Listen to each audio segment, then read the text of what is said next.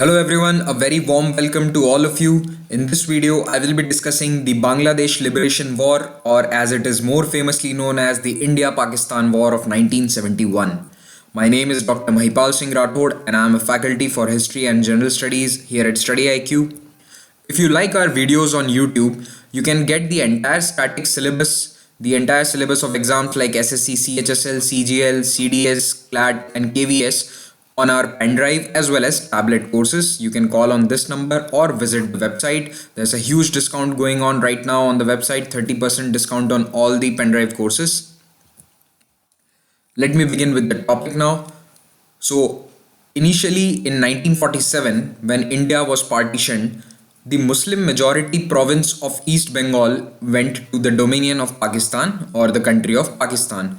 Now, this portion, which was called as East Pakistan, it had no geographical connection with West. In fact, Muhammad Ali Jinnah wanted a long corridor throughout India that connected these two, but that was rejected by Indian politicians.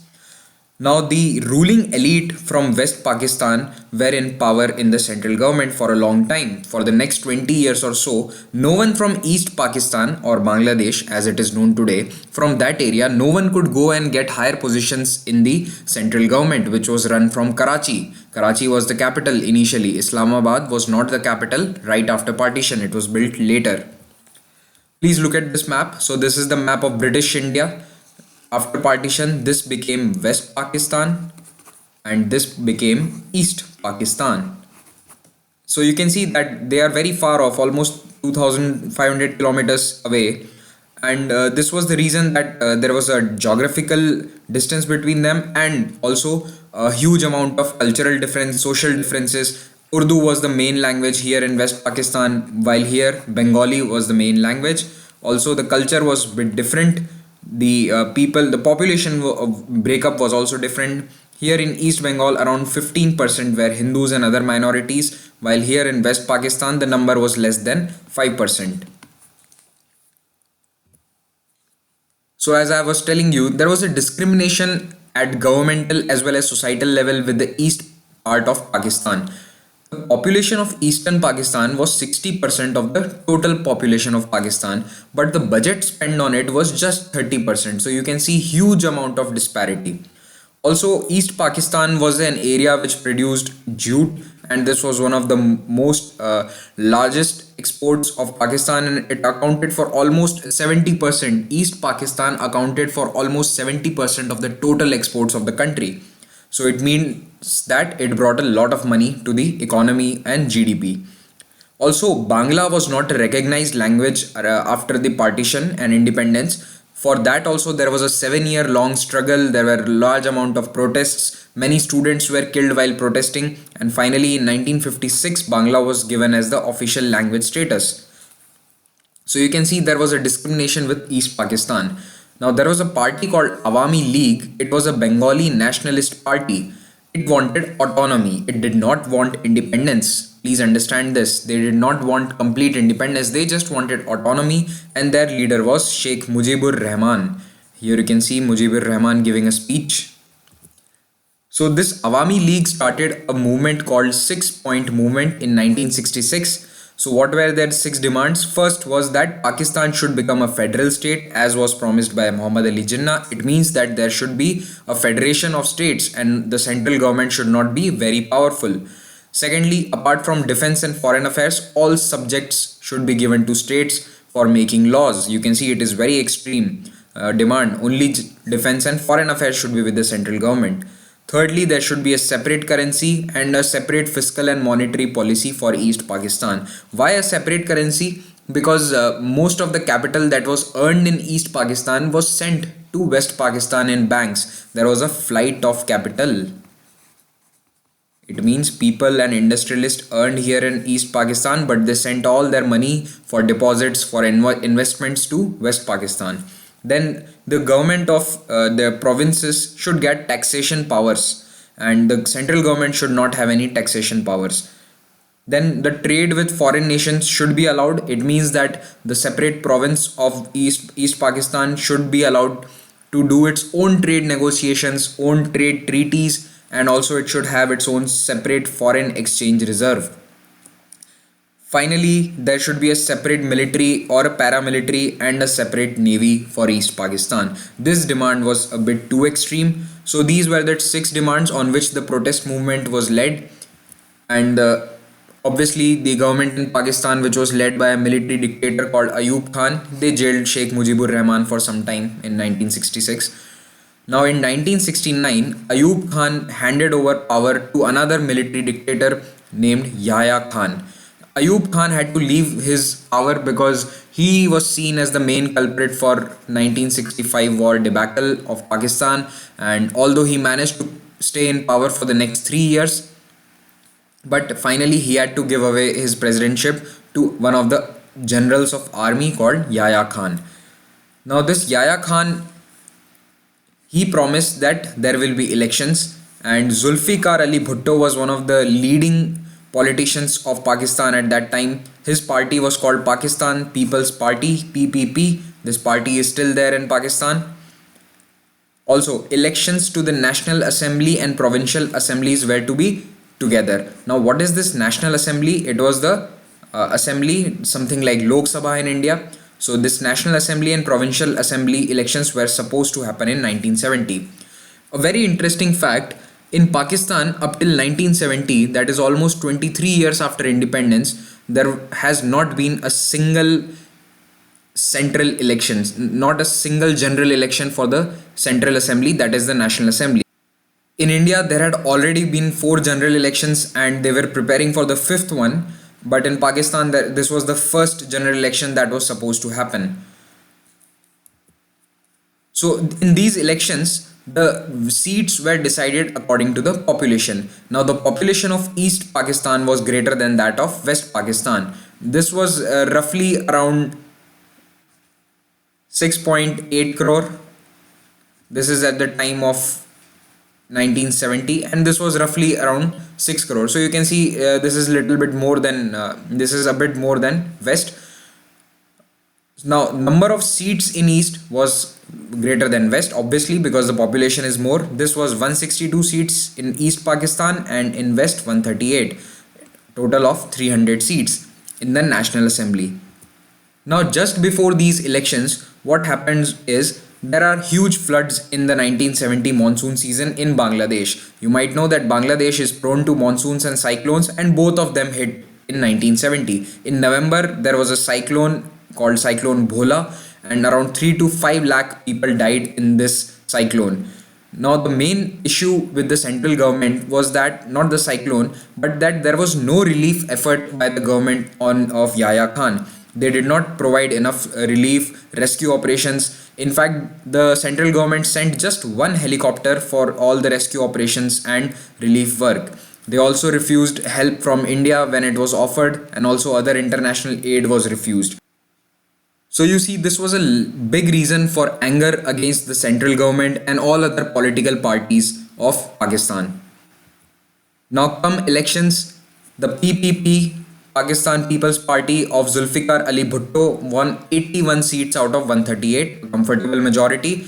But the Awami League won 160 seats out of 162 in East Pakistan. So you can see, if they want to make government, they have absolute majority out of 300, and they could have easily made their government.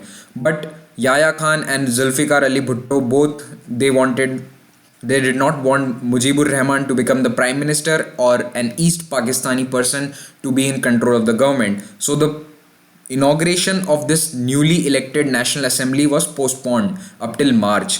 In the meanwhile, negotiations were going on between these three, Yahya Khan, Zulfikar Ali Bhutto and Sheikh Mujibur Rahman, but these power sharing agreements failed ultimately, and Yahya Khan was suspicious of both of them. In this photograph you can see this is Sheikh Mujibur Rahman and this is Zulfikar Ali Bhutto. So this is Mujibur Rahman and this is Zulfikar Ali Bhutto. This is a photograph from later 1975, I think. Now Yahya Khan put both Mujib and Bhutto in jail because he did not want both of them. He was afraid that either of them will take away the power of his own power. There can be a coup. So he put both of them in jail. As soon as Mujibur Rahman was put in jail, there were strikes and protests across East Pakistan. At the same time, Awami League started operating as a quasi-government. It started passing down orders, and this was in March. On 7th March, there was a huge rally. It is said that around 10 lakh people attended this rally in Dhaka, and by this time, Zulfikar Ali Bhutto was out there. So he announced that we need a separate domain, we need a separate country, and finally, the time has come for complete autonomy or independence of East Pakistan. So this was on 7th March. After that, he was jailed, and on 26th March, the Awami League formally declared that we have seceded from Pakistan. It means 26th March 1971. On that day, they declared that we have seceded from Pakistan, and at the same time, Pakistani army and administration, they started to suppress these protests. There were huge protest strikes going on all the time in March. They started using force, they started shooting people, many people were killed, and Operation Searchlight was launched by the Pakistani army. because this because the situation was getting out of hand. The Pakistani army decided to launch a special operation. It was called Operation Searchlight, and this led to one of the largest genocides of the 20th century. From March to December, the Pakistani army and the West Pakistan backed militias, which were groups like the Razakars or the Al Shams group, they killed a large number of Bengali intelligentsia. It means that people like professors, doctors, the intelligent people, basically writers, creative artists. Then they killed many nationalist civilians who wanted independence.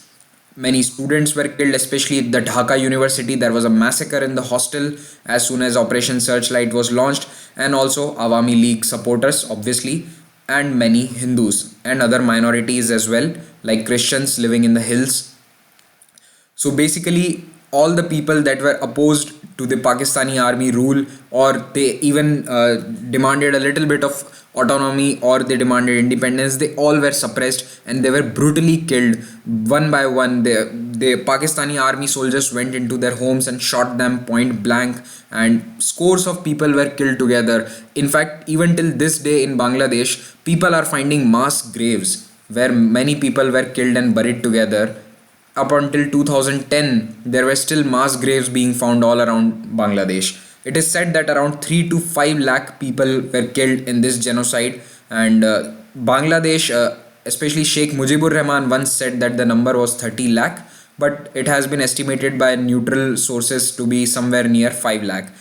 Another big issue that happened at this time was that these militias and Pakistani army, they raped many Bengali women.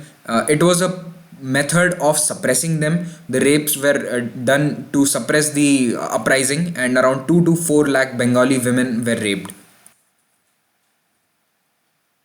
So when the Pakistani army was conducting this Operation Searchlight and people were oppressed, they fled to India. And when they fled to India, they started organizing a resistance movement. It means they start opposed the army, and this movement was founded in India as well as Bangladesh. So they formed a Mukti Bahini, it is called, and the name means Liberation Force. They used guerrilla warfare tactics. They started attacking the army which was situated in the urban areas, and the rural areas was under the control of this Mukti Bahini for a long time. Indian government also started providing help to Mukti Bahini covertly. It means not out in the open but in secret. They provided weapons, they provided training to the Mukti Bahini soldiers. Now Awami League members, they formed a government in exile in India, and this government operated from a place called Mujib Nagar that was north of Kolkata.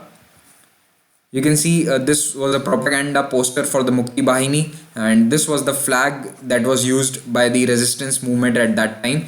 It is similar to the Bangladesh flag currently, but this map has been removed. The geographical map has been removed. Now it's just this red dot and green fields. I'm sorry, green color. Now the Indian intervention. Initially in February and March, when the atrocities had just started, India was neutral. The reason India did not support secession of East Pakistan outright was that because India was having its own secessionist movements in places like Nagaland, Mizoram, and many other small tribal areas of Assam. So if India supported them openly, India would have to change its own stance. But In the course of time, around 10 million refugees, that is around 1 crore refugees, fled to India as this civil war raged. Now, this put a huge strain on the resources of bordering states of India, Bangladesh, like Assam, Tripura, and West Bengal. And so, finally, Indian government changed its position. By the end of April, Indira Gandhi was openly supporting the freedom movement or the resistance movement by in her speeches. And also, India gave huge diplomatic support to Mukti Bahini by raising their plight at the United Nations as well as with other countries like USA, Russia, USSR, and thus India tried to internationalize this conflict, and they tried to gather as much support as possible for the Bangladeshi liberation movement. But finally, the things came to a head when India was amassing a huge number of army at its border with West Pakistan, and third of December, the Pakistan government decided that we should attack India before they attack us. It means a preemptive strike. So the Pakistani Air Force raided the Indian air bases along the western front, all in the states of Punjab, Jammu and Kashmir, Rajasthan, and they came up till Agra. But the damage was not much because the Indian air bases were already prepared for such kind of strike. And so, as soon as this strike was done, Indian Army launched a full-blown attack on the western as well as the eastern front of India. The western front of India means the western Pakistan, and the eastern front of India means the East Pakistan. So on both these fronts, Indian Army launched its attack. In this map, you can see the Indian Army. It pushed into Bangladesh from all three sides, from the north, from the west, and from the east. So finally, Dhaka was captured within a span of 13 days. From 3rd December to 16 December, the actual warfare went on only for 13 days. It was a very short war. Now, famous battles of this war were the Battle of Cham, the Battle of Basansar, Battle of Longewala, which was famously shown in the movie Border, and the Battle of Hilli. The commander of Indian Army was the Field Marshal of Indian Army. That was Sam Manekshaw. You can see him in this photograph below. So this is Sam Manekshaw. He was the second Field Marshal India ever had, and after him, no one has been promoted to the rank of Field Marshal. So he was the second and the last Field Marshal of India. Please remember this. This is very important. There were quite a few naval engagements as well. Indian Navy attacked the Karachi naval port. It was called Operation Trident, and they sunk many ships. It was a huge success for the Indian Navy, and they sunk around 4 to 5 ships, and many naval soldiers died along with those ships. So Pakistani Navy was crippled totally in the Arabian Sea, and also in the Bay of Bengal. They attacked the Chittagong harbor port.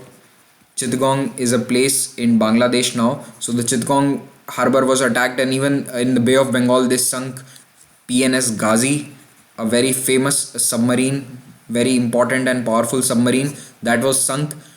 So December 4 is celebrated as the Navy Day of India because of this Operation Trident, because of this famous attack and huge naval success. Now America tried to help Pakistan in this war, and they sent USS Enterprise. It is an aircraft carrier of US Navy, one of the largest ships at that time that the US Navy had. It was sent to Bay of Bengal to try and blockade the Indian Navy, but India got help from the Soviet Union, its friend. So the Soviet Navy held them off in Bay of Bengal. Due to the presence of Soviet Navy, the USS Enterprise could not do anything. After 13 days of warfare, on 16 December, Indian Army reached Dhaka, and it is called the Fall of Dhaka. Lieutenant General Jagjit Singh Arora, in this photograph here you can see him. He was the leader of the Indian Army in Bangladesh sector, and he got this instrument of surrender signed from Lieutenant General AAK Niazi. You can see their signatures here, AAK Niazi and Jagjit Singh. Instrument of surrender means it was a letter of surrender, official formal letter of surrender. It is a very historic moment, and this photograph is also very famous. So the along with General A.K. Niazi, 90,000 prisoner of war they surrendered. It means that 90,000 soldiers of Pakistani army they surrendered. They dropped their weapons in Bangladesh and they were captured by the Indian army. This was one of the largest number of POWs after World War II. In fact, it is still the largest number of POWs captured after World War II. In the past 70 years, no army in the world has captured so many soldiers. Right after that, Bangbandhu, it means friend of Bangla people, Sheikh Mujibur Rahman, it is his title. He came back from jail, he was released from jail, and on 12th January he assumed power in Bangladesh. But unfortunately, he was assassinated in a coup by the military in 1975. Very tragic. He was killed in his own presidential home along with his entire family, and just two of his daughters who were not there in Dhaka at that time, they were in London, they remained. And one of those daughters is now the president of Bangladesh. Her name is Sheikh Hasina. So she is the daughter of Sheikh Mujibur Rahman.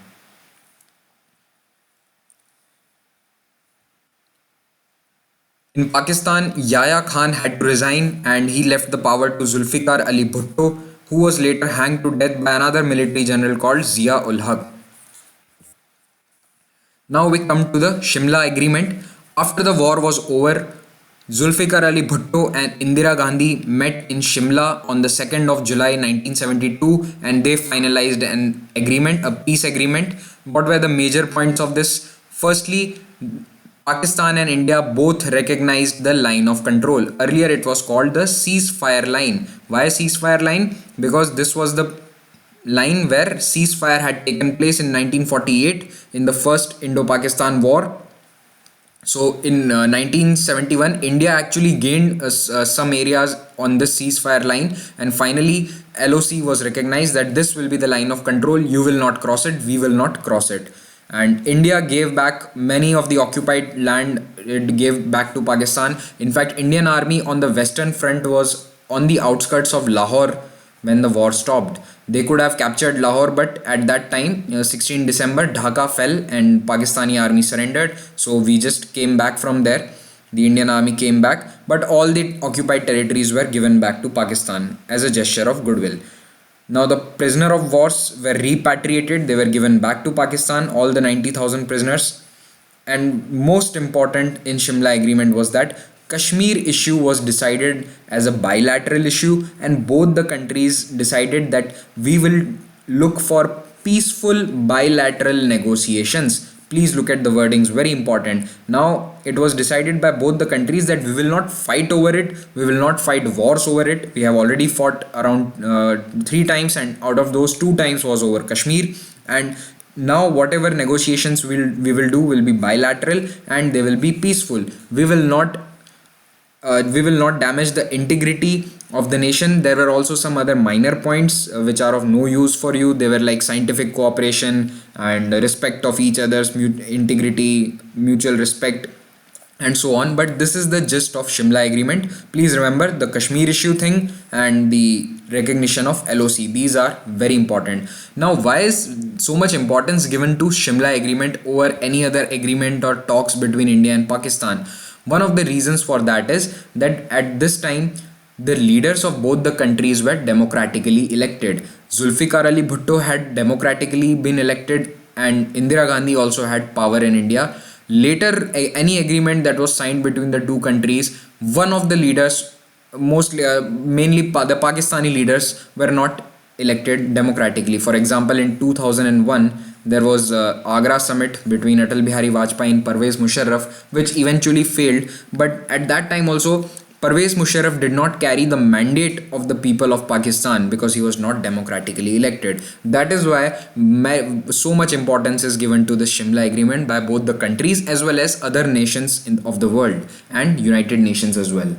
It is often said that India did not capitalize properly on its victory in the 1971 war. The terms of the Shimla agreement were very lenient, and India did not do much to gain. It gave back the land, it did not ask for anything in return, and thus it is said that this negotiation was not much in favor of India, and India gave away a very strong position for nothing. But this Shimla agreement did hold the peace for between these two countries for almost 30 years up till the Kargil war in 1999. So with that, we come to an end to this lecture. You can leave your feedback in the comments. Thank you very much for watching.